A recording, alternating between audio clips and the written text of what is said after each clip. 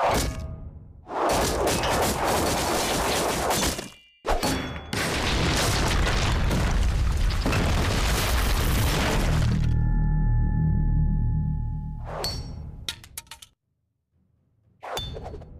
name is Eric Gewurz. I'm the director of Lord of the Rings Conquest, and I'm here to talk to you about the Evil campaign.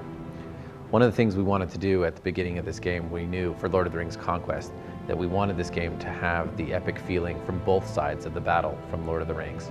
So we wanted to give you the experience of being the heroes and of being the forces of good and reliving the moments from the battles of the films any way you want. But at the same time, we wanted to be able to tap into those dark fantasies you've had of what happens if you were actually one of the warriors in Sauron's army. So building off that idea, we got inspired on this idea of an evil campaign. And what if you could play the evil campaign from the side of the bad guys and really experience what it would have been like to conquer Middle-earth for the forces of evil? So what we did is we started with the premise of what if Frodo had failed in destroying the ring. So in the evil campaign, you start at Mount Doom and you're trying to stop Frodo from destroying the ring. You get there just before he's about to drop the ring into the cracks of Doom. You defeat him and you deliver the ring to Sauron. And what this does is make Sauron powerful again. And he's able to rally his forces and drive the forces of good outside of the Black Gate and into Middle-earth. And as the forces of good kind of retreat and the armies of West retreat back to Minas Tirith and to Rivendell and all these fortresses of good, the evil forces trail along beside them. The other idea is that now that Sauron is powerful again, he's able to resurrect his generals. So he resurrects the Witch King and Saruman and even Balrog. You also get to fight and confront all the heroes of the Fellowship that you once were the heroes. So you get to defeat Legolas and Gandalf and Gimli and Aragorn and Elrond and all these forces of good as you make your way across Middle-earth, climaxing in a final showdown at the Elven Fortress of Rivendell, where you've surrounded them, conquering the Elven Fortress and driving the forces of good back out of the land.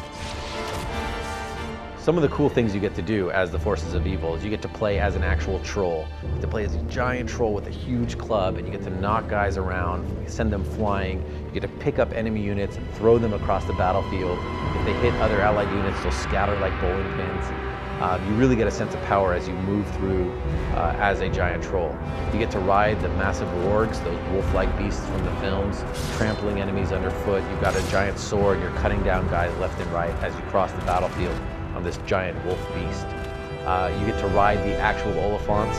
You get to trample them. You get to use the tusk to knock guys left and right. You get all the tools of siege mechanics that the forces of evil had.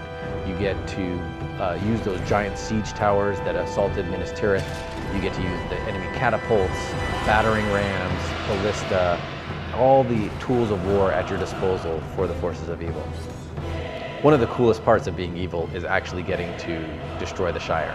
We have a full level design where the hobbits have rallied and they're trying to defend the Shire from your overpowering forces, and you march in there with Sauron and the Balrog and just lay the place to waste. You get to fight Gandalf in this level. You get to command giant fell beasts swooping down from the sky, trolls and wargs as you kind of crush the forces of the Shire and drive the hobbits out of their peaceful homes. We're really excited to give fans the opportunity to play something and play in the Lord of the Rings universe a way that they never have before, and give them the freedom to experience what it's like to really be evil.